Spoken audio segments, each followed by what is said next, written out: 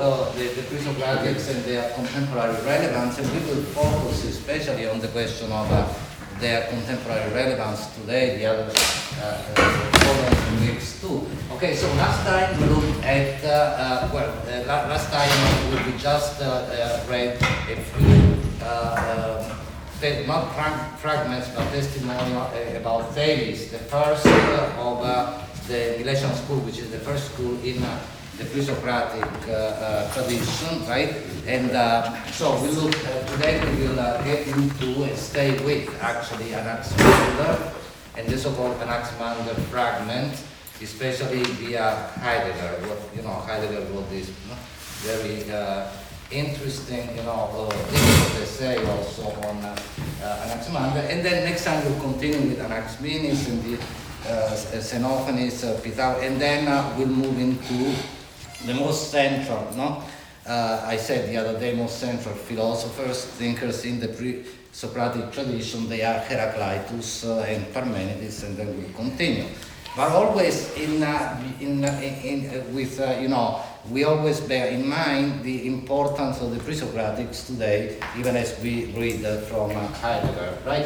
So last time actually we started in perhaps what might be an unusual way to get into the Presocratics, because we looked at some, an article by Virno, by a chapter from a grammar of the multitude in Paolo Virno, and then we got into also Simondon, and of course Virno uses a lot of Simondon on the question of individuation, right? So that's what we spoke, and this is the description of the class as well that I did, right? That we are going to try to understand how the question of philosophy, the question that starts philosophy, which is the question, what is it, right?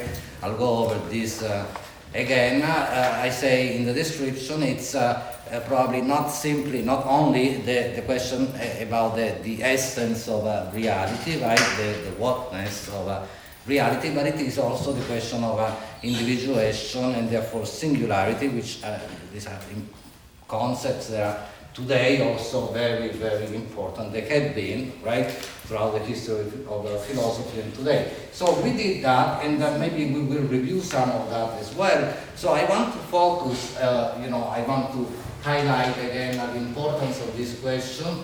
What is it, right?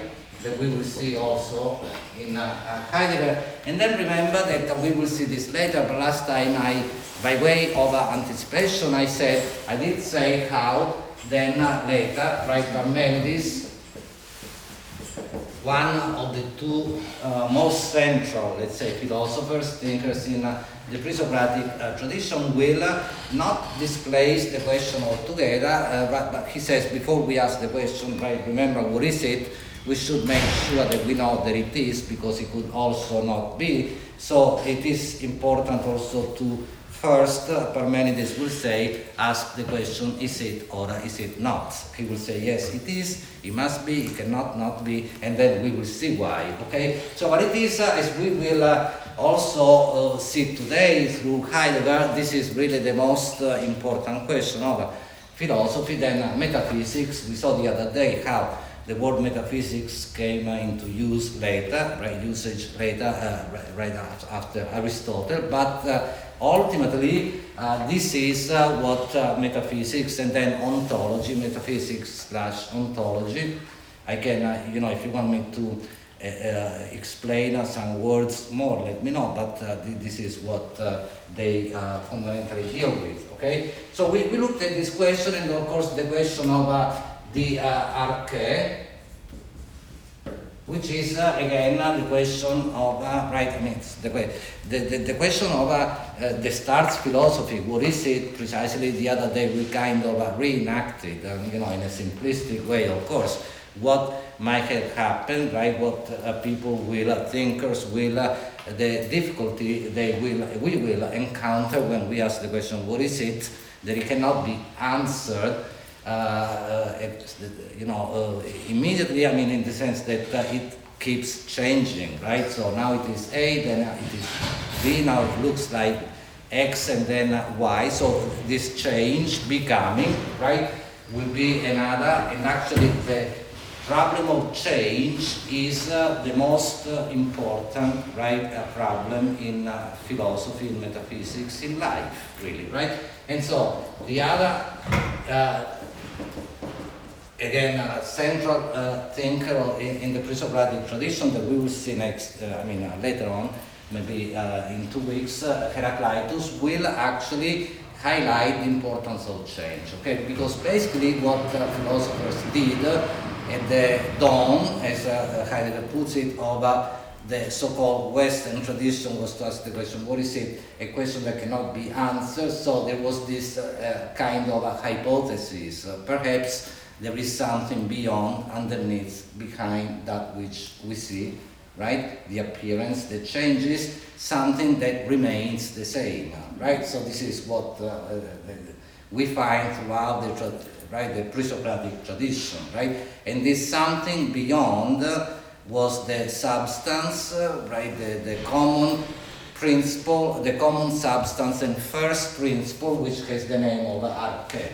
Okay, so the arche is what ultimately they were, in a sense, looking for, what they came up with in terms, all these philosophers will give an answer to the question, right, what is it? It will be what? The answers, of course, are not that interesting, right, historically, and but what's important is the question, right? Then today we will see Anaximander will say that his arche is the first to call arche the apeiron, right? And then with Anaximenes ea, and then we'll go on with the others later, right? I don't know if this is bad, right? Because the other day I gave an overview of all the philosophers we are going to see, but today maybe we focus on this. Is that okay, or you want me to go over again the whole? No. Okay, so in any case, I hope this is clear. What is it? Again, the answer cannot be, the question cannot be really answered unless we make this hypothesis that perhaps there is something that is, right, rather than something that becomes. The question of becoming, again, will be important with Heraclitus, but to become is to come to be. Precisely, becoming is the same as change, and this is the difficulty whereby, right, the question what is it cannot be easily answered, and the arche is formulated as the possibility of something, right, behind that. Okay, so in any case, the other day we went through this as well. We saw one testimonial from Thales, but today I want to focus on Anaximander. Maybe we should read the testimonial about Thales that we read last time as well, right? That was on page 15 of the book, right? Remember? Yes, okay. So I read this, and so this is from Aristotle's Metaphysics, right? Speaking about Thales. You might want to mention how the book is structured. Again, that you're basically getting commentaries and fragments on that you're not getting direct writings. Right. It is.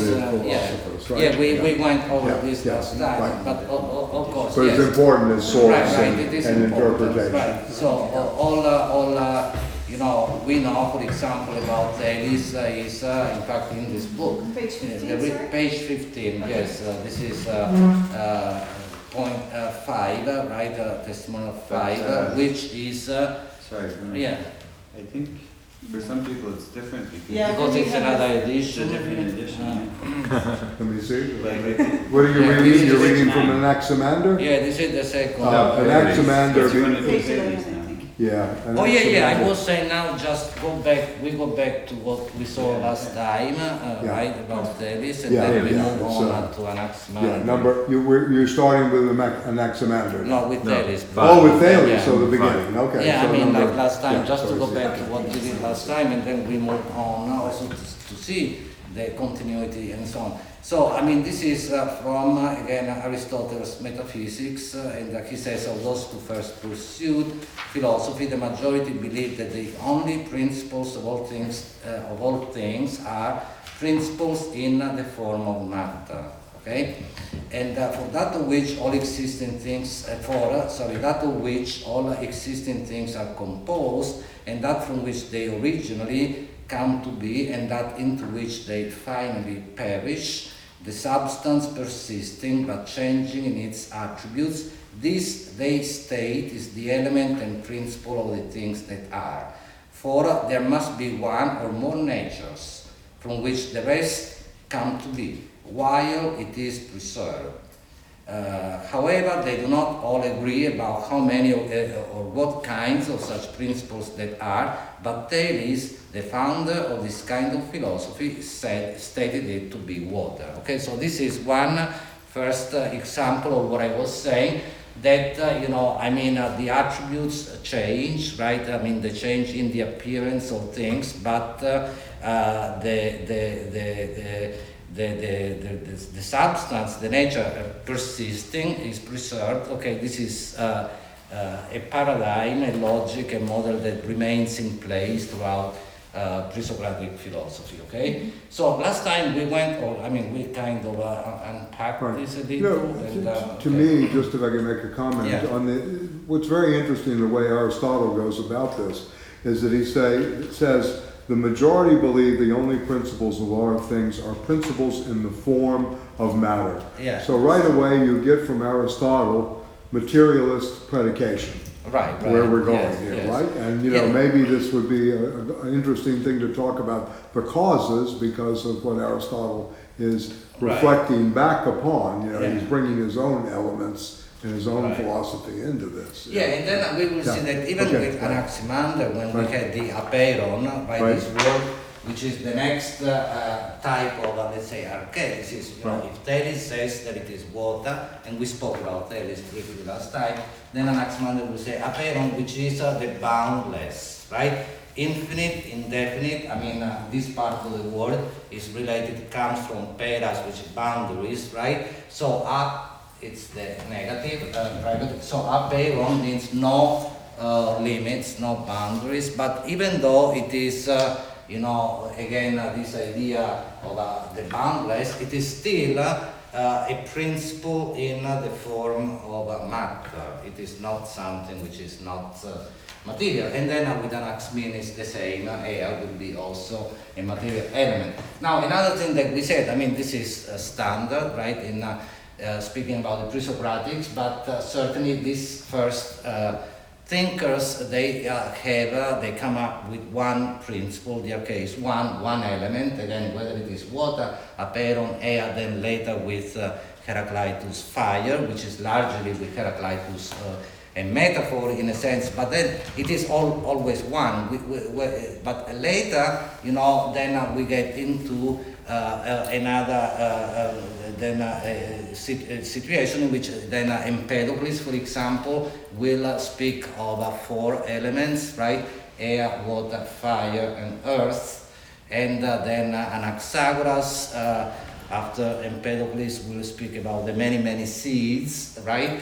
Which really that's a prefiguration of the atoms. The last school in the Presocratic tradition, the school of the atomists, right? Then we will see that there are all these atoms that, together with the void, together with empty space, with relative nothing, then we'll get into the question of nothing, especially with Parmenides and so on, but the atomists say that reality is a combination of these two elements. It's not only the full, right, the atoms, but it is also the empty space, the void. Okay, so but in any case, this is again by way of anticipation, but today, so I wanted to go back to Thales briefly also because we read the next, so the pages are different in reality. I don't know. I think you can just go by the number of the section.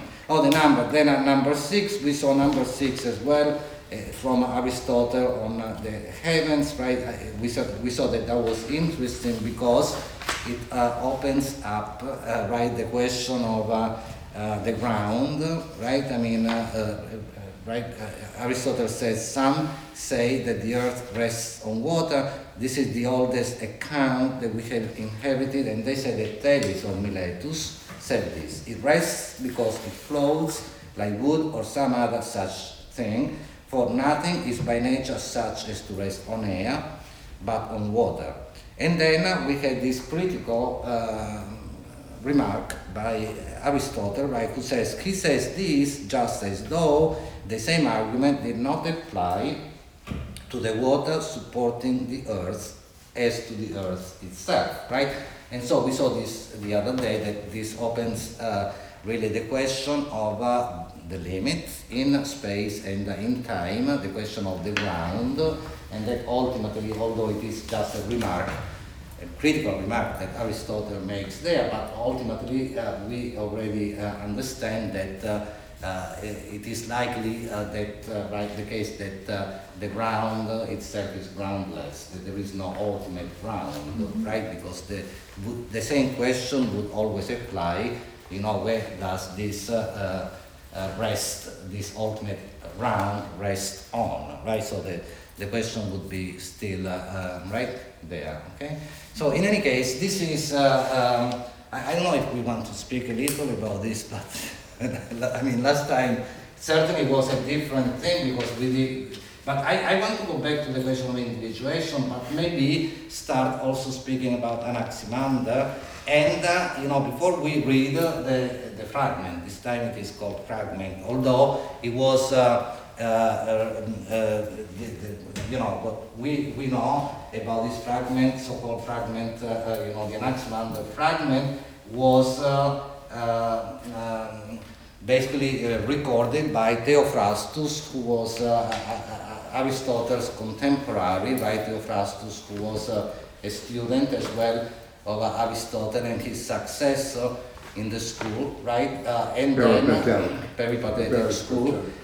But then after he wrote this, evidently got lost, and then it was Simplicius, who, as Heidegger reminds us in the essay on Anaximander that we are going to see, Simplicius, about 1,000 years later, he again gave us, right, this, he wrote this down again, the way we are reading it today from this book, okay? It is from Simplicius. Okay, so but in any case, before we get into the fragment through Heidegger, I want to call attention again to the question of the contemporary relevance, right, of the Presocratics, and one of the ways in which we can do this is precisely by looking at Heidegger. There are especially the first pages in the essay. I don't know if you have this, but otherwise I can also send, no, because I did send the PDF, right, of the first pages of this essay are all about the importance of the Presocratics for Heidegger back then, for us today. I mean, why deal with this type of philosophy? I mean, what is it that that we can get by getting involved with that, and also the question of very important that Heidegger raises, a question that is always very important for him, the question of translation, right, which is never for Heidegger a matter of linguistic translation, but it is much more than that.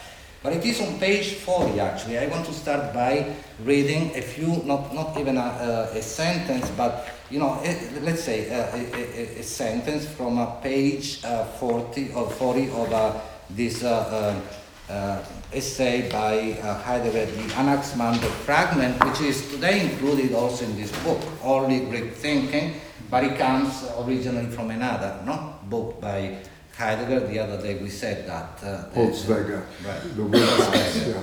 The what? So, Holzwege, it's the wood paths. He speaks about yeah. Actually, there's a pretty good introduction here. Broken path. The broken path, off the beaten track is how some people are now translated, off the beaten. Right, there is a translation too. But the essay is also included in this book. But in any case, in this volume, and but on page 40, this is line the end of line 3 from the top, where Heidegger says, and actually, Michael, we were speaking about this the other day. You said something about this when we were Skyping with Peter as well. The question of science. Science does not think. He says that in another essay, but here he says the same. But the collapse of thinking into the sciences and into faith is the baneful destiny of a being. Okay, so but in any case, what I'm interested in highlighting especially is this question that for Heidegger becomes really very important of the fall of thinking, the collapse of thinking into the positivistic type of scientific thinking. Science, as he says in another essay, science does not think, right? And then faith as well. But science especially does not think. I mean, we can we can make a remark here too, because this is perhaps one of the most important points in Heidegger, his critique of positivism, right? The positivistic tradition, and it's really beautiful also the way he does it, because he says it is precisely because they look at the positum, right? What is positive placed there, which is the same as datum, right? From which data and so on and so forth. That then all the rest, whatever is not there in the positum, is completely overlooked, is dismissed as nothing, right? But the question is then Heidegger will ask in for people interested in the ground problems of phenomenology, Heidegger has an excellent section that Josh read, when we did Heidegger on the positum and the relationship to positivism. It's in the basic problems of phenomenology. If people are interested, I'm just mentioning if they want to, continue, pursue the doctrine, if you really want to do a fuller critique of what posit and positum is and how it, actualizes itself in modern scientific thinking. Right, and he deals with this also, in other works as well. So this is one of the most important concerns that Heidegger has, of course, right? And so even as I recall, even in the Nietzsche lectures, right? I mean, he deals with this question, but the idea is precisely that if we only look at the positum, the positivist, positivistic thinking does, then Heidegger says, how about this nothing which is left outside of, there is the positum and nothing more, but Heidegger asks the question as to what this nothing really is, because it is probably not nothing after all, certainly not in the sense of Parmenides. We still haven't left Parmenides, it's unfortunate. Right, that's the most interesting thing, one of the most. So in any case, this is why it is important, because he says here on this page, he says, that, and then he goes over the question of thinking is, the thinking of being, thinking, everything starts there. He will say also that thinking is poetizing, and so on. Right? So I don't know if we want to, maybe even to go to the outset, the beginning of the Anaximander fragment, just to see what the context is. He says, Heidegger, says it is, this is considered the oldest fragment of Western thinking, and so on. And then he gives the standard, let's say, the typical translation of Anaximander's, some lines in Anaximander's fragment, and then at the end of the essay, he will give us he will attempt a completely new translation that we will see, okay? So, but let's, then I'll go back to Heidegger in a moment, but this is what the fragment is. Actually, we can read the whole fragment as it is given here in the book by the Presocratics reader, edited by Patricia Kurt, and then focused on the last 4 lines, which is what Heidegger is mainly considering, this is number 9. Anaximander? Anaximander. Read the Greek, But it's moving back. So, but Anna, but you had the same have it there.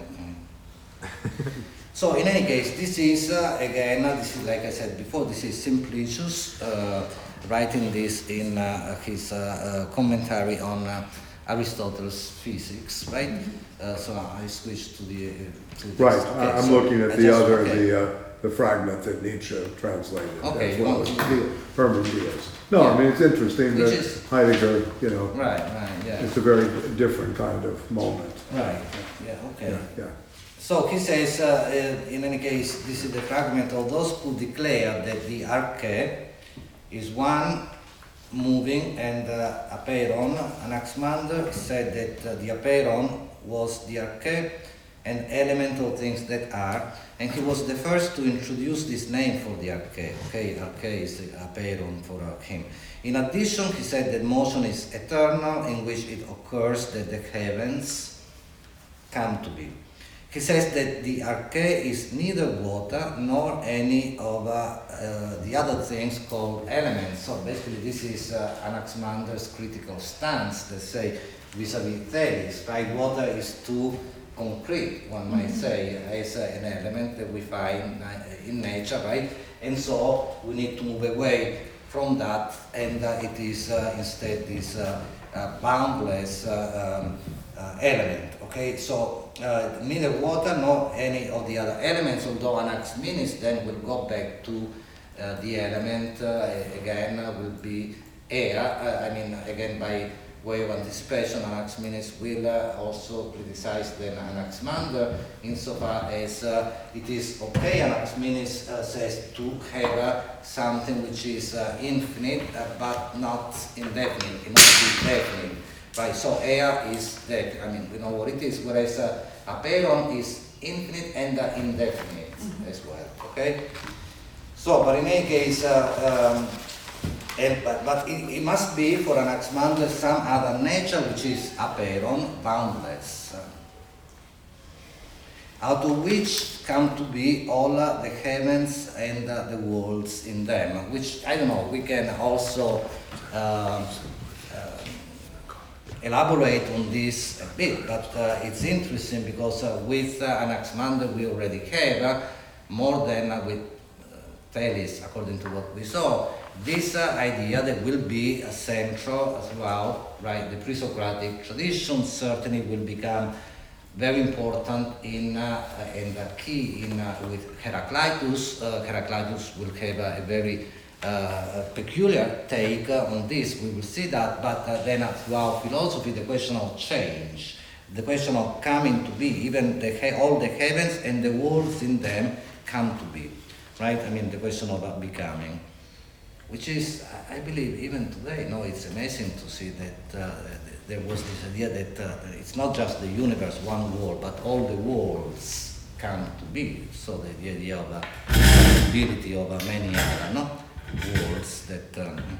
So then these are the most important lines. So we're getting the description of the Big Bang itself here? Well, yeah, I mean, that Okay. but also the possibility of Energy and matter, right? Yeah. Okay. different, no? I mean, Yeah. people today I like speak Pretty of amazing, yeah. multiverse, and so on and so forth. I mean, it's so there is this dynamic type of, and to go back to what we were saying last time, also the question of individuation. Individuation as a process coming to be what it is, what we see. And then we also saw the other day that individuation, according to certainly Simondon, but then Bruno spoke about that as well. Stigler speaks, anyone, right, would say, once we get the principle out, remember the other day we spoke about the principle of individuation, if we take the word concept of principle away, because we don't need a principle of individuation, which is an unending process, does not need a principle as such, right, it is what it is. Precisely this process that never finishes, right? So individuation is ultimately impossible, but it is still going on, still continuing, and this is what we already see in Anaximander with this idea of the coming to be of everything, the heavens, the worlds in them, and so on and so forth, right? So, but he says these are the most important lines that then Heidegger will also elaborate on and do even more than that. But the things that are perish into the things from which they come to be.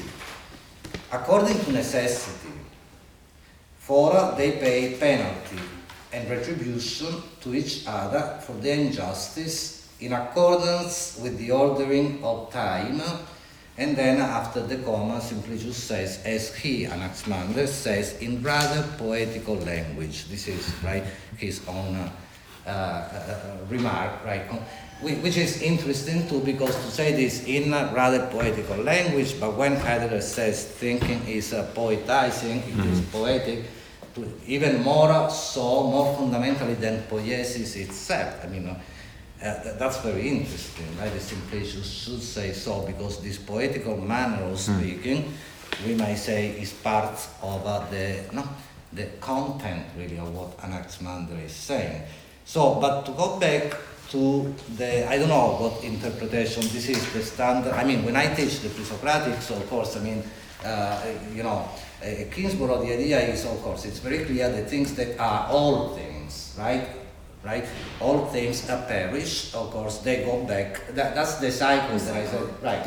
Which is actually, I mean, it's a very, very simple, simplistic model, but this is what ultimately we have in the tradition of the Presocratics, which is certainly not metaphysical in the sense of what metaphysics will become later with Plato and the metaphysics attacked by Nietzsche, right? Platonism and the Judeo-Christian tradition, right? I mean, the metaphysics of transcendence. We don't have a metaphysics of transcendence at all with the Presocratics, right? So there is this ultimately model of immanence, right? That we will find again throughout the history of philosophy from, right? Then after the Presocratics, right? Lucretius, right? Epicurus, and then Spinoza, and so on and so forth, right? So it is this immanence. However, that doesn't mean that it is a flat type of reality. There is, however, we can say a twofold structure, right? There is this precisely, there is generation and distraction, right? There is coming to be and passing away, and this is, yes.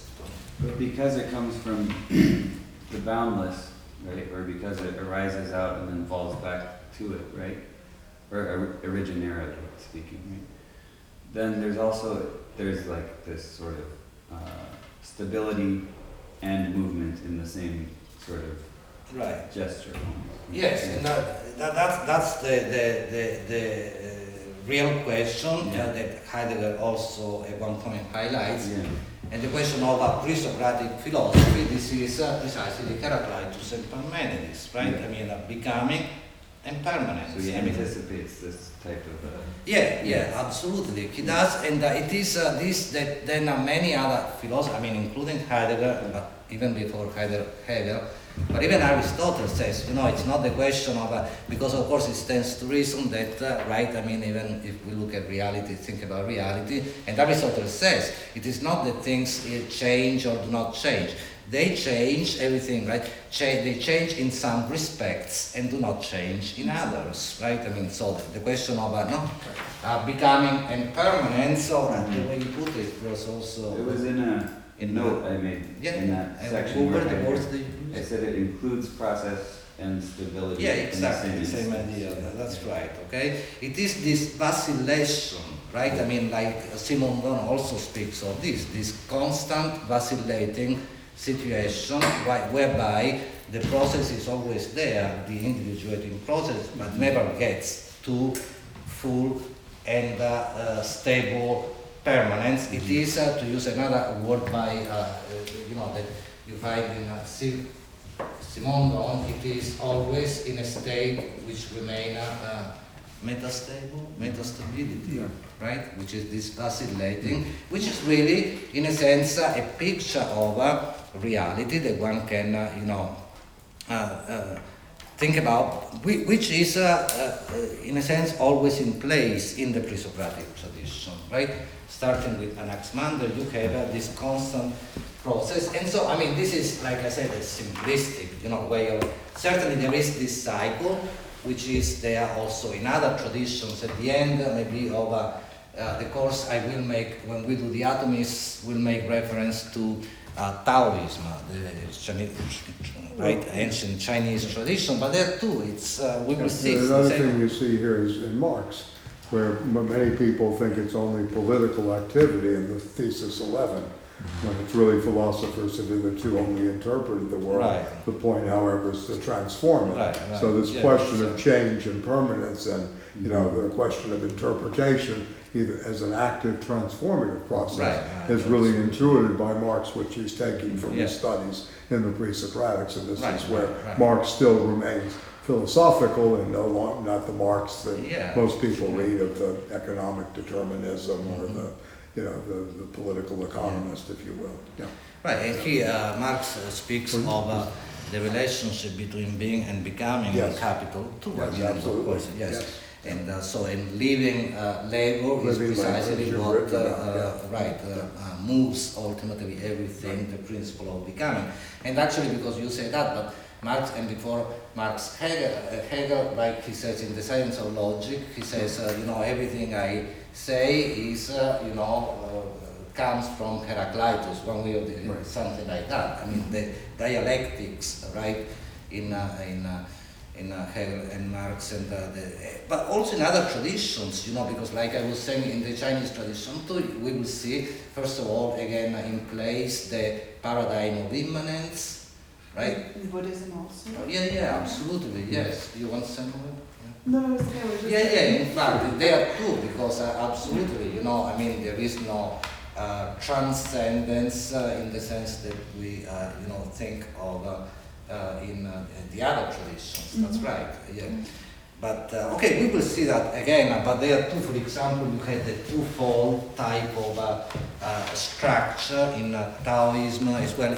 So again, in Spinoza, right, I mean, it's not the nature, God or nature, fine.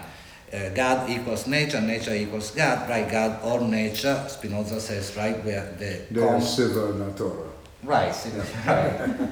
Which means, of course, I mean, I always tell also my students, I think they appreciate that. I mean, it's not all like the disjunction, the way we use or you want tea or coffee, either or. No, it is God or nature, whether you say God or you say nature, you're speaking about the same, right? But even there, in Spinoza, the God, you don't have anything higher, supernatural, and so on and so forth. So no transcendence, immanence. Spinoza says God is not the transitive cause of all things, but the immanent cause of all things, right? But even there you have natura naturans and natura naturata, right? So the twofold kind of structure must be there. Because again, when one asks anyone, when we think the first association we make, when we think about nature, reality and so on, nature, the trees outside and so on and so forth, yes. But again, the potency, the force, the energy, whatever it is inside, whereby trees grow, flowers, blossoms, tsunamis come, and so on and so forth, that is something which is not outside of nature. It is nature as well. Nature, natura naturans, right?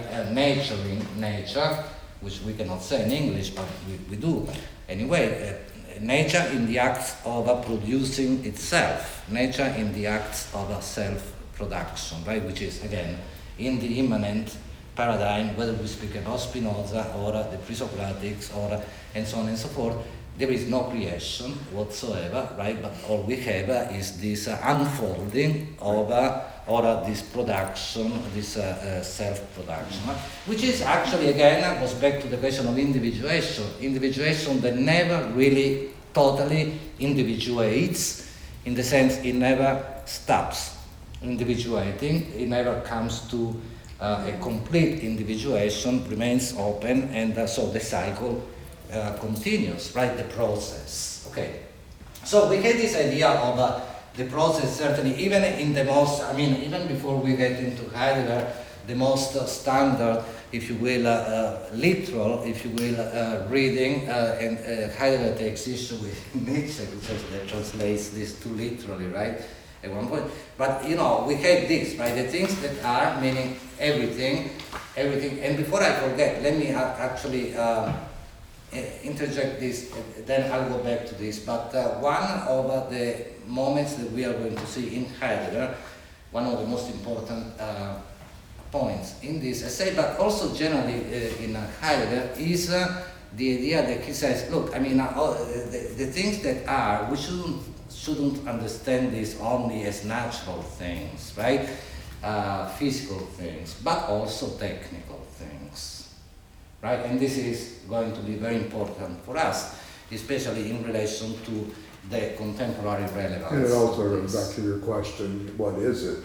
Yeah, It has the technical objects. Yeah. Right, exactly. Yeah, So, and then the question of technical objects with Simondon, Stiegler, and so on and so forth. But this is one of the main points that he makes, I believe, right? I mean, we should also understand that, and not only therefore, fuses, right, that which arises, you know the word, no? That which arises by itself. I put PHUS, yeah. Yeah, sorry. yeah, because I was no. There's a Greek in the room, so yeah. I don't remember the accent, where the accent, but fuses. Fuses. Right, from which physics. From which fissions and physics comes from, both. Yeah. Fission, fusion, and physics. Yeah, no, I was probably thinking of it's Italian. And, okay, so, but in any case, fuses, but it is not only that, I mean, all things, he calls this, because things is beings, onta, right, and he makes a point that it is not only precisely. Well, the beautiful passage is on page 15, if that's what you're looking for, because it plays into what you're talking about in the Anaximander fragment, where he goes through the, Fusa logoi, meaning the early thinkers who provide the things of nature, the friends of those to, the reason of the emergence of things coming to be. Right? Yeah. And the onta, and then going down exactly where you were talking at the outset of Aristotle's thematic observations on physics, that is on the ontology. No, but that's exactly, He says it's not only fuse like confuses nature, right? I mean, Heidegger, by the way, says, it is a mistake to say that fuses is nature, natura. In Latin, it's more than that. It is completely different from that.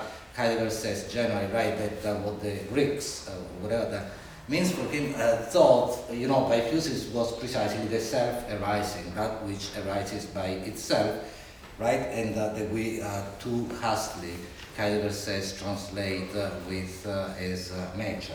But in any case, that's the fusei onta is that which produces itself by arising out of itself, right? I mean, again, everything that, right? And then he says, then techne onta is produced by human planning and production, okay? So this is the accent of fuses, sorry, okay? So fusei onta and then techne onta. So I mean, there is this incorporation. I think this is one of the most important points. I mean, in Heidegger, that he says usually the interpretation of Anaximander is that he's speaking about fusei onta, the natural things and so on. But we should also consider that. But in the part of the what's human-made and so on. So then, but to go back to these lines of the fragments from Anaximander, the things that are perish into the things from which they come to be. Okay, so again, there is distraction, generation, perishing, again, coming to be. And then, according to necessity, this is the most important point actually in Heidegger. You want to say something? No, that's what I wanted to ask because I found it relevant. But to necessity to what? Is Right. That's the main point in Heidegger. He says, kata, I don't know if the pronunciation is right, but you have the Greek here, and he says the Greek would be kata to kreon, right? And he, most of the essay in Heidegger is about these words, especially kreon, which is translated here as necessity. That's the standard translation, and that I anticipate Heidegger translates beautifully, with usage. Instead of a necessity, right, he gives us a completely different translation. Very materialist interpretation with the usage. Not only materialist, because necessity would also be materialistic, right? But materialist, but it is that when he suggests this usage, when we go from usage to the concept of ethos and care. Care will be a key concept in Heidegger's interpretation and translation of this, which is not apparent in the standard reading of this. Like I said, even when I teach this, for example, according to necessity means what? Because as we continue reading, right, they had to pay, they pay penalty and retribution to each other for their injustice in accordance with the ordering of time, right? So the question of, then one can say, well, in the cycle and so on, one can say, well, the winter will go away so that the summer can, simplistic examples, right? But it is, because the hot weather will take the place of the cold. So one can interpret that as a kind of injustice, and then there is this penalty and retribution. It has to go away, so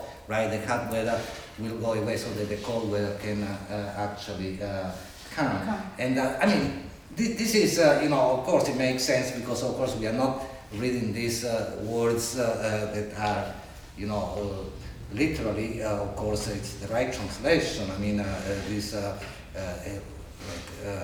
penalty, injustice, and so on and so forth, it's not a legal type of document, of course, right? So we are speaking about this in a cosmic way, this type of, almost like in the Buddhist type of cosmic justice and so on.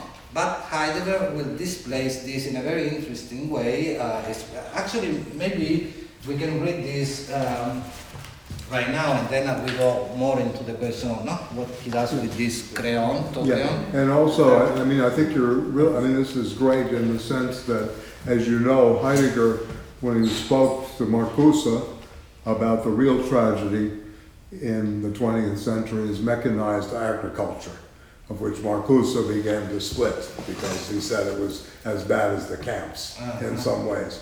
But if you think about this in Heidegger, we have not yet begun to think, because we only think in terms of use value and exchange value, and we don't look at earth and care when we constitute the earth and production. So he's really looking at planned mechanization here in his own context, and trying to say again that the return, part of Heidegger's obviously his motivation here is that he thinks that Western philosophy has led us to this end of positum, etc. Right? And that we're now at this stage where the only path out is through a rethinking of Anaximander, Heraclitus, and Parmenides. Hence why the contemporary relevance, because this is the only way we can build. Right. So that's the contemporary relevance. Absolutely. Yes. I completely agree. No, I was just to that point, on 21, I think it is, where starting in 21 going into... This is Heidegger? Or Heidegger, where he's saying that, to understand this in its context, we have to understand specifically that when they're speaking of nature, or when Anaximander is speaking of nature and law, there wasn't that sort of separation between the two that we have in our minds, right? Yeah. That sort of judicial code versus like the natural sort of law and things like that, which I thought was really interesting. And also kind of, I think, important and relevant to what Michael said about the disagreement between Marcuse and Heidegger. No? Yeah, I mean, I'm not agreeing with Heidegger No, that it's no. as bad as the camps, of course not. No, But of course not. this was where Heidegger was going, in the sense of showing techne as production, Right. in terms of what technical, the it as technical objects and Yeah. what, mechanized agriculture as well as, technology and Yeah. capacity has. To go back to where Bruno began, we're inframed. Yeah. We're basically inframed always. We're Yeah. ensnared and we're inframed. That's our dialectical tension now, is that the ensnarement of everyday life, how we're captured at one point, and then also how we, basically become inframed in that, which is again feeds the positivism, or in our friend Artaud's phrase, the age of homo datum.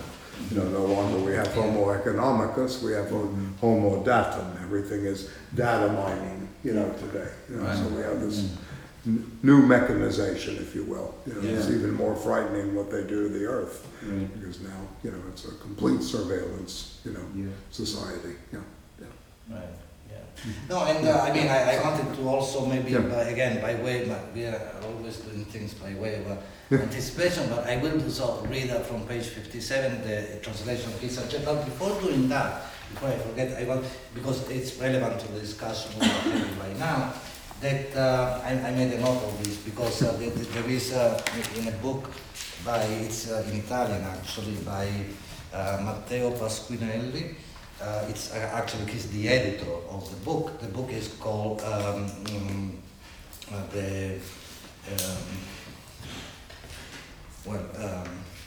I don't know why it escapes me, but the capital it escapes me right now. But in any case, the algorithm of capital, the algorithm of capital. Okay, and the name of the editor is Matteo Pasquinelli. Okay, so the book is I don't know if I can put this here. Okay, I put the You're good. Go for it. It's good, yeah. right. Mm-hmm.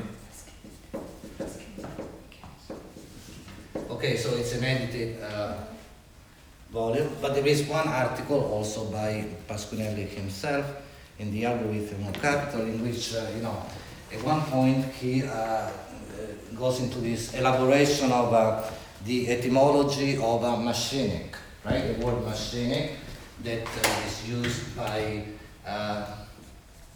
many today, but it's a notion coming from Deleuze, and Guattari. The machinic assemblage, right? I mean, and Pasquinelli says that actually, if we look, it's very interesting in trading, about the notion of machinic. He says if we look at the root of the word machinic, machine, Mach, M-A-C-H, okay? He says that this is, this root, the etymology of it, which we find in Latin, in the Latin language, machina, Right. in the ancient Greek, mechane, from which mechanics and so on, mechane. He says that this root points to a surplus or amplification. He's dealing with the question of surplus value as well, and Marx and so on. So, and Pasquinelli says that, I'm quoting now, in various Indo-European languages, Mach, right, this root means growth, increment, amplification of force. Okay, this is my translation. The book is in Italian. Then end of quote. So he also says that the same root is present in the Latin words magia, like magic, Yeah. right, and magnus, to create, right, exactly, yeah, it's the same Macht. And he also references then the German Macht, Power. or potency, right? I mean, That's right.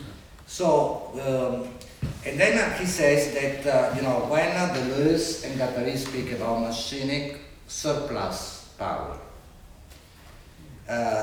what this does, he says, Pasquinelli says, I'm quoting again, this makes the ancient roots of the word machine resonate, right? So his question is that, his issue with, especially, he says, usually people understand this as assemblage, right? Machinic assemblage. But he says there is more than simply, if you will, an instrumental understanding of the machine in its assemblage, but there is this amplification and this, therefore, productive, poetic, if you will, magic, even type of situation. So I thought that was important, even in reinterpreting, rethinking the idea of technology precisely as well, in technology and the mechanical, the machine, and so on and so forth. And also the relationship between fusei, onta, natural things, and techne, onta, right? So that's interesting. So I just, I made a note of this because I thought that I wanted to share this, okay? So this is, again, the book is in Italian, okay? This is the translation of the You're going to titles. translate it next week, huh? You're going to translate it next week. The whole book? We'll settle for Pasqualini's essay on that. Yeah. Okay. He was actually in New York, right? I He never lives in met New him, York? But, Oh, okay. No, He's in New York? some years Pasqualini? ago. Oh, he came to He New gave, York, yeah. I think he... Yeah. Okay, but in any case. Yeah. But I also wanted to, unless there are comments, questions and so on, I wanted to, again, by way of anticipation again, so that we won't forget, see the way in which Heidegger says toward the end, really, this is the next to the last, almost the end of the essay, page 57, he says, well, after a long, then I'll go back to the question of an interpretation of this word necessity, according to necessity, that he says it's not really necessity, and he suggests usage, okay? So, and he says, we shall now try to translate the Anaximander fragment, part of it, right? He's translating now. This is Page 57, yeah. Third, about 8 lines down. Right, where he says, then he has the Greek as always, and he says, this is the translation, rather than according to necessity, as you read there, he says, along the lines of usage. Completely different. For they let order, and thereby also wreck, belong to one another in the surmounting of disorder. Well, if we compare and contrast, right, I mean, it's really interesting because it's completely different, right? I mean, it's no longer for they pay penalty and retribution, but it is instead they let order and thereby also wreck. Instead of penalty and retribution, order and care. Care. Wreck, right? Care. Yeah. And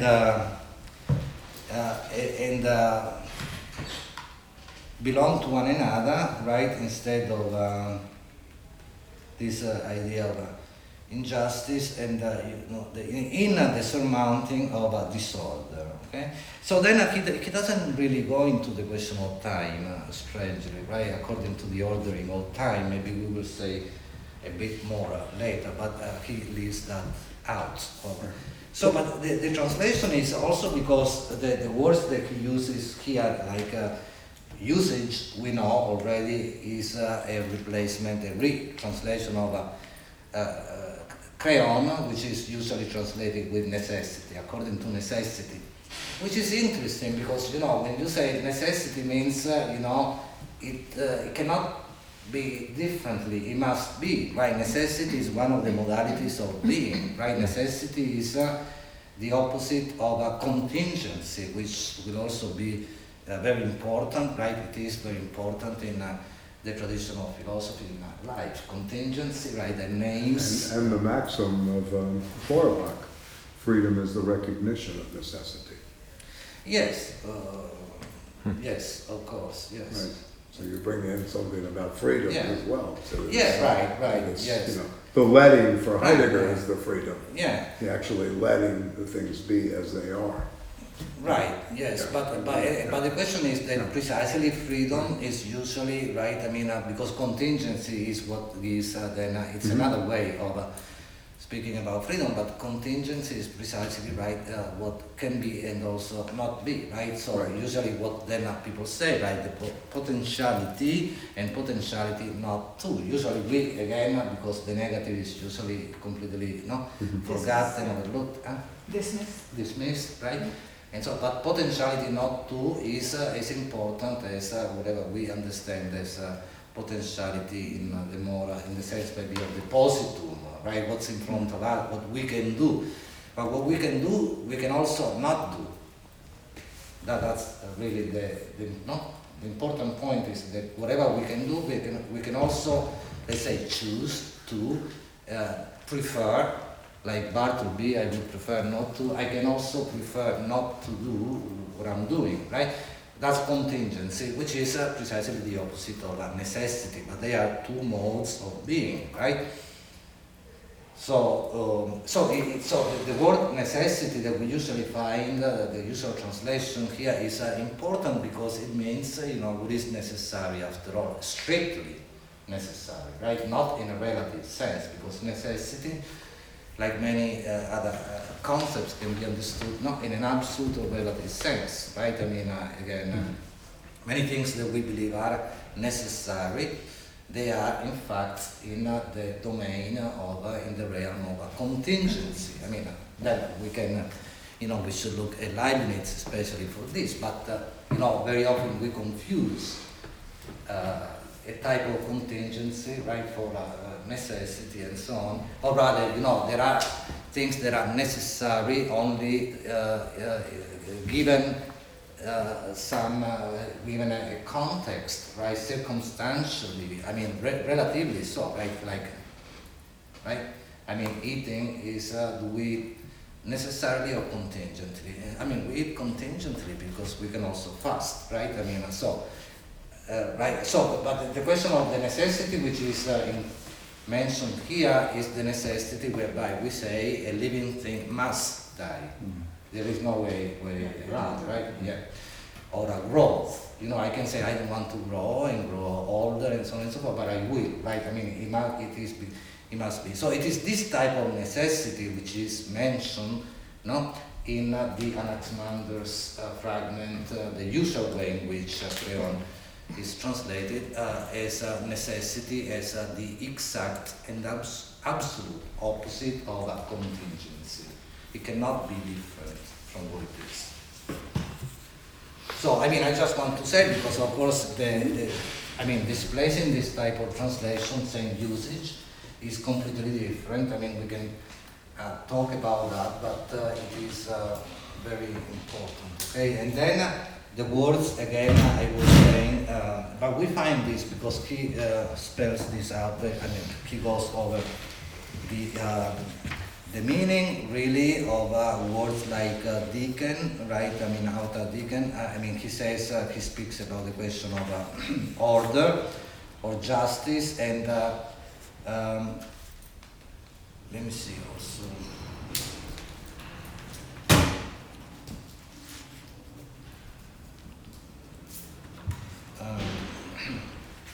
I go back to page 45 for a moment, okay? I said that was an anticipation. Page 45, in the middle of it, he says, speaking about another word included that we find in this, at this point in the fragment, which again, the usual translation is, I believe, of this word is retribution, right? The word thesis, the Greek word, okay? Or rather penalty, I'm sorry. We usually translate thesis by penalty. They have to pay, remember, penalty and retribution for their injustice and so on, right? So this leads us to translate another word, didonai, as to pay. Whatever lingers for a while in presence pays penalty, it expends this as its punishment. The punishment is dike. Right? And so then the next paragraph, he says, surely thesis, the word thesis, can mean penalty, but it must not. because the original and essential significance of the word is not there by name. For a thesis, this word again is esteem.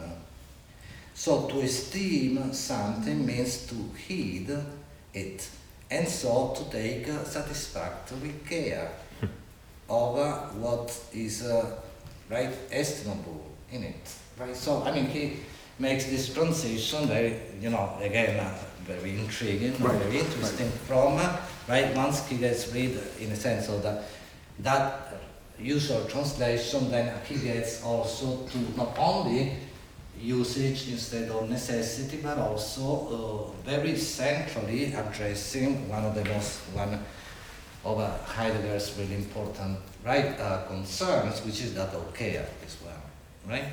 Which comes back again in the translation that he gives on page 57 that we just saw.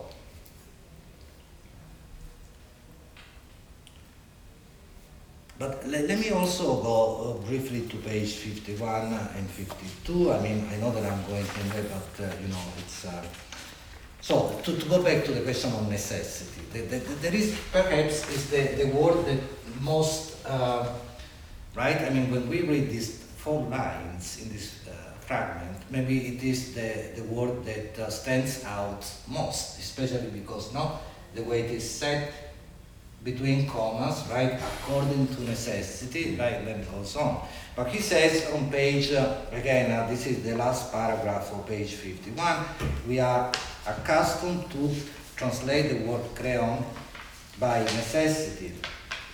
By that we mean what is compelling, that which inescapably must be. That is what I was speaking about right before when I spoke about the distinction, necessity, contingency. So we mean necessity in this very strict and absolute sense, something inescapable.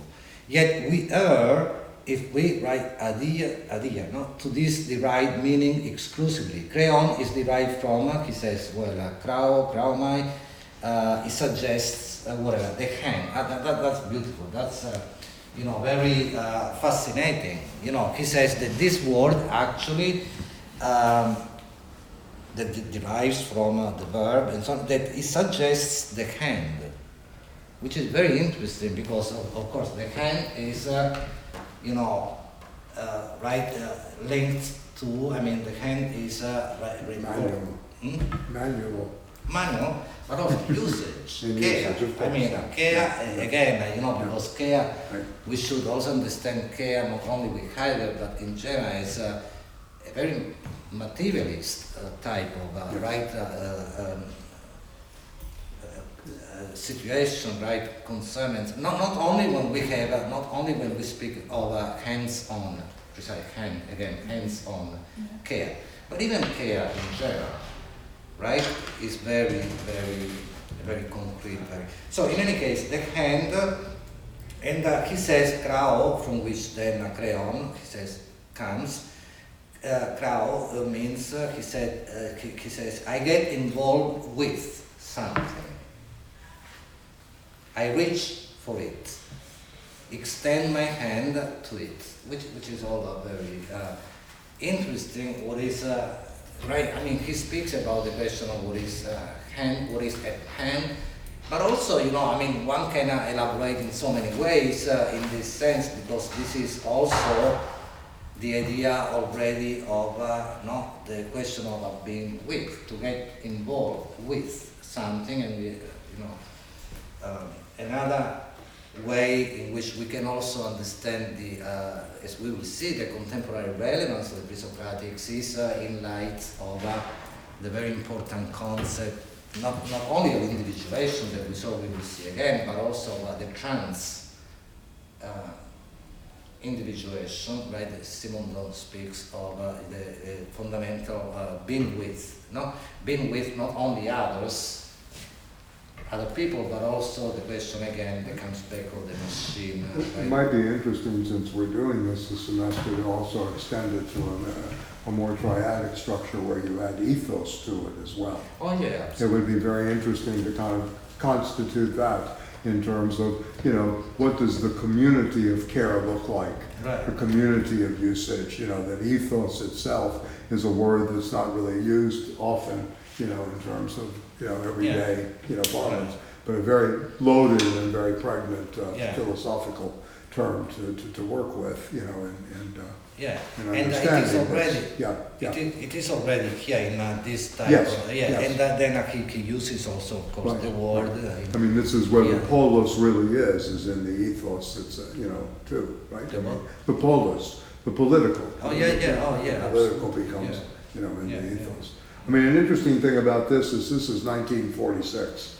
This is when he's under the, denazification, thing. He writes this in 46. The other pieces in here are written before 46, but this is the first year this is written as a treatise. Kind of interesting, the date that he begins to think this through, this path back to the Greeks in a different way, and he begins with what he considers the foundational text, the Anaximander fragment.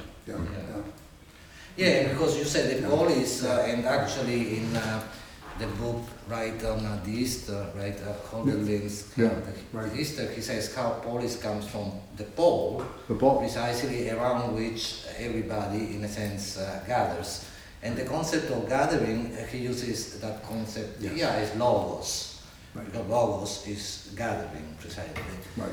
And he actually uses it repeatedly. And so all these things come together, of course. And the ethos is very important, of course, because this is really a fundamental critique, as you well know, of instrumental rationality. Right. And instrumentalism, that's constantly, going through this. And I think much more powerful, at least to my mind, than, Horkheimer or, certainly Adorno in some ways, that this is, a very fruitful approach, because they never went back to this, and in a sense, the pre-Platonic, pre-Socratics were never really taken by any of their members, Yeah, of course. I mean, I think that's what they really, I mean, in a sense, you find already everything, in a sense, in the Presocratics, so fragments and testimonia. But, I mean, it's the next time we do the sports, we'll go Greek island hopping. We'll go to Samos, Ephesus, Asia Minor, back to Italy. Although Anaximander was is a millennium, yes, right, exactly. Kill it in Samos. Yes, in Samos. Samos is also Epicurus. Epicurus is from Samos. Pythagoras too. Yes, that's Pythagoras. And Peter. Is he from Samos? Where is he? No, Cassos. He's from Cassos. That's all the way down. Peter. They're not famous. They're famous for pirates, not for philosophers. Different kind of philosophers for pirates. So, to go back to the question that you were saying of ethos, I mean, I'd like to read more of this because it's really fascinating. And the question of the hand, I mean, to go back also to the mark of a machine, mechanic, and so on. I mean, of course, that's, again, we see that it is not simply an assemblage of humans, even other humans and machines too, like the phone and so on and so forth. But it is actually also an amplification of some, I mean, that's a surplus of some type. So, and he says, then again I extend my hand. At the same time, the same crowd from which creon necessity, right? The word translated usually as necessity by Heidegger's usage comes. He says it also means to place in someone's hands or a hand over, thus to deliver, to let something belong to someone. So we had again the question of being with, of ethos and so on. So he says then, of course, this is therefore the participial creon originally signifies nothing of constraints and of what must be. Just as little does the word initially or ever mean to ratify or ordain. Okay, so he's changing the whole language, of course. I mean, then he goes into the question of the importance of translation as well, justifying what he does, but certainly we get a completely different,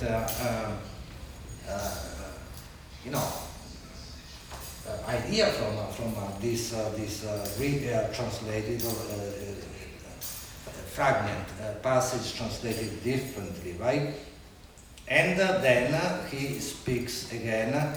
Okay, so he says there is nothing of the type there is nothing of penalty and so on and so forth, like not something that must be. That's not the idea.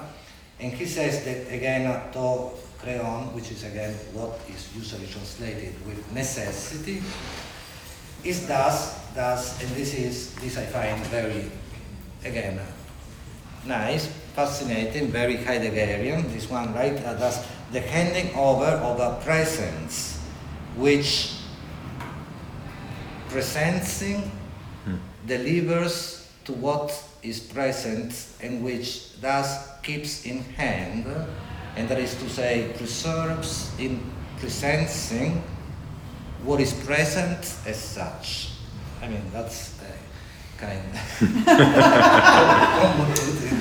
But that's not, it's often the case. It's a similar structure to the being, becoming, and to be. Sort of like that there, in being there is becoming, right? Yeah. And right, on and on like this, right? Yeah, exactly. This Like something a similar conceptual framework, it feels like. Yeah, I was just going to say, it's also a way of avoiding representation. Again, this is really where he's going, because again, what the modern philosophical era does, and where we end up, is in representation. Right? We think when we accompany all our representations, as in Kant. So Heidegger again is trying to get back to much more of the presencing of the presence. Right. And then So both the temporal and the for lack of a better term, a kind of staging, if you will, in some ways, that's but the fleeting sort of, staging implies this kind of like coming and going and sort of, light and dark, this thing. And it will also be so with the concept of aletheia that he mentions, of course, and then he speaks so much about aletheia, and the play of concealment and unconcealment, right? That becomes so important for Heidegger in general. But I want to also say that before because this is actually earlier in the text, in page 33, when at one point he says something also which is really interesting, reinterpreting the usual concept of the way in which we usually think of, Aeon. Oh, I thought you were going to Aeon. Eon. Yes. Eon, Yeah, but this is on. Right. Yeah. On, from which, of course, onta, the plural ontology, the study of on is that which is, right? That which is being, right? On, in Greek, right? But he says, thus on says being in the sense of to be, a being, and so on and so forth. We know the importance of this in Heidegger, but on page 33, the beginning of the second paragraph, he says archaic language, and thus Parmenides and Heraclitus as well, always employ, he says they don't employ on, but eon. Eon, sorry for maybe the confusion also up here, but he's saying that it is actually this, right, that eon, the singular, and then eonta, okay, the plural. And I want to say this also because I want to read this because the concept of the singular is mentioned here. And the other day we said, I had this in the description too, how we are going to also look at the individuation and singularity, right?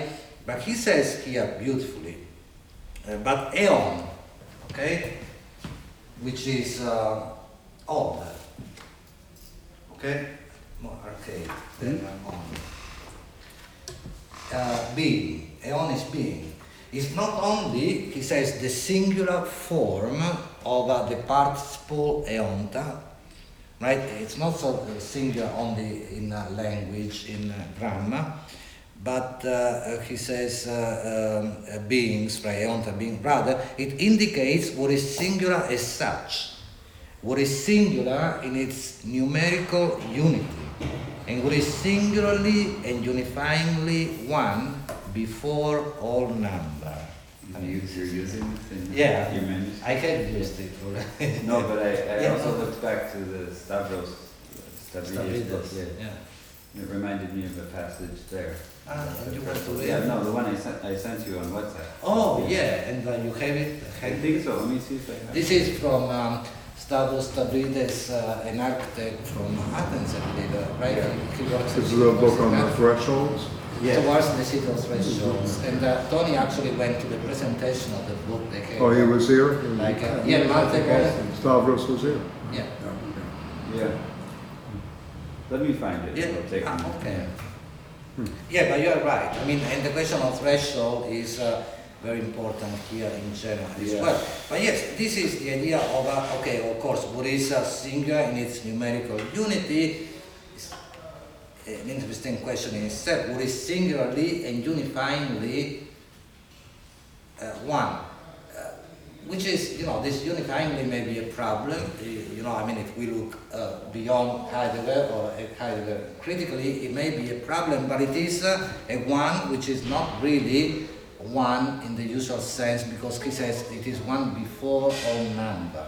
So it's not one in a series of numbers, whereby then you get 2, 3, 4, and so on and so forth. It's one period. It is more than one, less than one, but ultimately it is not one, really, the singular. And so this is, I don't know. Which for some Heideggerians becomes the central question of Greek philosophy, the thinking of the one, Yeah, right. But, the central question. Right. About this period, right? I mean, it keeps going on. This is really what marks the history of being in the ancient world. Right. Yeah, and the one, however, remains, of course, a problem in Yes. the whole tradition of. Yeah. But the question of understanding that the one, but even, in Spinoza, when we see one substance, no? Right. The substance in Spinoza is one rather than, right, the dualism of substances in Descartes, or the many individual substances in Leibniz and so on. But this one, which is absolutely infinite, is not one in the usual sense, because there cannot be another one. Right? So usually when we say one, then we also imply the possibility of a 2, 3, and so on and so forth. Right? So it is before all number, which is, we can elaborate on that. I just, was reading again from, in the Lersing Guattari, when they go over this question of what is the numerable and non-denumerable, which is the same idea. Ultimately, seriality, seriality is the numerable, you can say 1, 2, 3, and so on and so forth, right? And then the non-denumerable is the singular, which is different from the individuals that can be counted, and so on and so forth, the singular. This is what the singular is. What cannot have another one, cannot admit of that another. Before all numbers. But did you find the Yeah. And then I read it and I was like, why did that remind me of that? Yeah. But it did. It happens a lot. Okay, so this book, it's from the introduction. Experiences and symbolizations of space play a crucial role in the construction of bridges towards otherness. Differences that are either augmented in order to be exploited, as the differences between locals and immigrants, or effaced so that possible resistances are eliminated, such as the differences between Western and indigenous value systems, need to be offered the possibility to negotiate on an equal basis in the search for a shared world. This is where the idea of the city of thresholds becomes not just one more smart term for something, but an emblematic condensation of a different social world of human emancipation. Thresholds unite as they separate. Thresholds mark areas of potential change. Thresholds create areas of communication out of differences that do not cancel each other. I think that last sentence in particular, absolutely. And this constant, because he speaks now soon of a crossing over, speaking of translation, it's this constant crossing over of the threshold, which is absolutely very important, and that goes back also to the idea of this metastable kind of situation and the vacillation ultimately And of also things. this diagram, which, Yeah. you know, you said that, Simplistic. but also not. This, but yeah. Right. I mean, so it is. Yeah, absolutely. So. I mean, ultimately, because I see that probably I see that they're moving closer to closing. Yeah. So I just want to say, I mean, just maybe next time we can go over this again, because I mean, according to the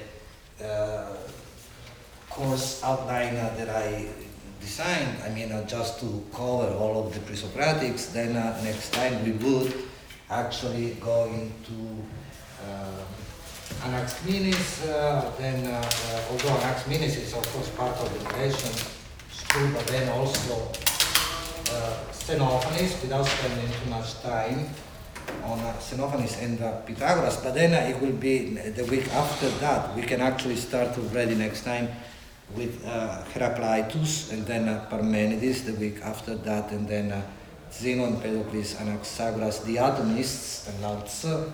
And then the last week, week 7, maybe the sophists on the way out of, they are already outside of the pre-Socratic, again, depending on whether then one takes the pre-Platonic or pre-Aristotelian view as Heidegger shows. But in any case, they are not simply because they are contemporary of Socrates, but because they change the question of philosophy altogether, right? Or rather, they raise the question, what is it, right? But we will see that, okay?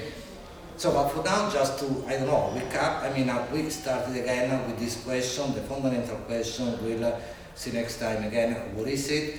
Again, there may be something, like this time is the aperon, the boundless, the arche, right? But which remains, however, a principle, but it is an element, material elements, and then the same with the other philosophers next time. But before we get to Parmenides displacing the question, I mean, saying, before we ask the question, what is it, let's ask also the question, is it or is it not? It will be Heraclitus, right, who says, in a sense, right, I mean, again, simplistically said, you know, what seems to be the problem is actually the solution, right? I mean, the fact that things change constantly, that is not a problem, it is what it is, right? Change is reality is change is reality, right? So that's really according to necessity. according to necessity. Yeah. I mean, maybe, but it's interesting, yeah, because the question of necessity, of course, remains important. But no. Well, as Marx, remarks, Like you said, we don't it's have freedom until we have passed through the realm of necessity. Right. Yes, there's no purpose in discussing really freedom until that realm of necessity is worked through, has been accomplished. Yeah. And of course that remains, will remain there, whether it's absolute necessity, strict necessity, or relative necessity, material necessity, and so on and so forth. You can always win the lottery, that is a chance. Right? Yeah. So, but in any case, this is, I don't know if, other comments, questions? Next week, Next week. we're gonna continue to use Heidegger? Yeah, I would say so, because maybe today was a bit, I hope it was not too confusing, but maybe I was going from anticipating. It's a very beautiful the treatise is so beautiful. Right, and in so terms we can of the go way it back. unfolds, and you can see that the thinking was, just really so, and again, you try to contextualize this in 46, and also then the letters to Marcusa in 47 on mechanized agriculture. You begin to get, I don't want to be historicist about this, but you can at least have some kind of historical context in terms of how he's thinking this in terms of post-World War II, and of course, during his own tragedy, of which he was not allowed to teach for a while because of the denazification. So this is another, and also he's setting up, a completely different way of philosophizing, after the, this is a change. The language is the house of being now, and this interment, which, obviously, again, kind of provided the impetus for deconstruction, French-style deconstruction, and other matters of post-structuralism. So it's a very important turn, I think, in Heidegger. This is a year before the letter on humanism as well. Not that this should be just about Heidegger, but he is certainly one of the most interesting but also thinkers. The Presocratics are always there in whatever he does. Yes, of course. Heidegger. And actually, I would say that we can continue with this next time because it's so rich, and maybe also look into some other things, also by Heidegger, because what you were mentioning before also about the question, at one point you were speaking about the question of the danger. No, you didn't say this, the word. But, with the no, something the line or the... no, something that you said, I don't remember, made me think about what are poets for. Right. Right, it was a comment that you made. There too, there is so much to absolutely. Discuss in terms of what we are doing. And I mean, if people want, within the context of the, how modern philosophy has kind of taken up the Presocratics against the scholastic tradition and, the scholarship, Nietzsche's philosophy in the tragic age of the Greeks is also a very good starting point, too, which he mentions here as well. The philosophy in the tragic age of the Greeks. Yes. It's a very interesting background here too that plays out, and of course, as he mentions, Hegel's lectures on the history of philosophy that you are obviously taking some of the I can see if I find the PDF of the Nietzsche. Maybe I'll put it. It's a very early piece of his, but it's very interesting too. Okay. So then next time we'll go back to the Anaximander, maybe look at some other things around Anaximander as well. But this is certainly the most important, one of the most important passages in the whole tradition of Presocratic philosophy. Again, although we keep saying, of course, Heraclitus and Parmenides are the central philosophy, and that they are, and what there are fragments. The Heraclitus, the paradoxes, and so on, we will see. And the poem by Parmenides is, there are lines that are really, really, great. That will take a lot of probably, explanation, discussion, and so on. But we can certainly, we should go back to this next time, and then, bear this in mind throughout, because I think it's the most important. Again, it sets I would say the model, the model remains there in place throughout the tradition. Right.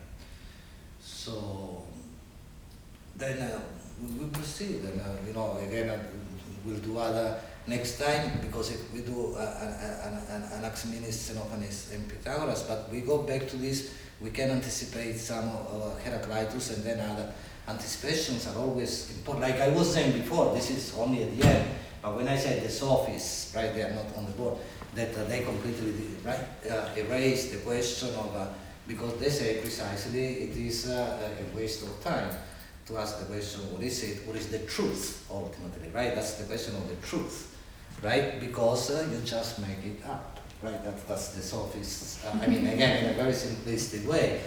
That's what they say, right?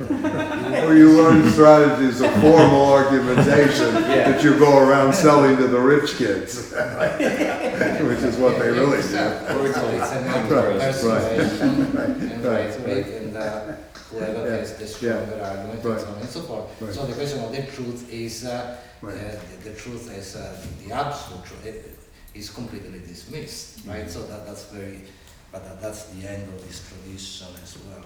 So we should just read those three for the next time? Yeah, I would say so. And we'll go back to Anaximander as well, and Heidegger on Anaximander. Okay, so I guess they want to close as well, no? We have till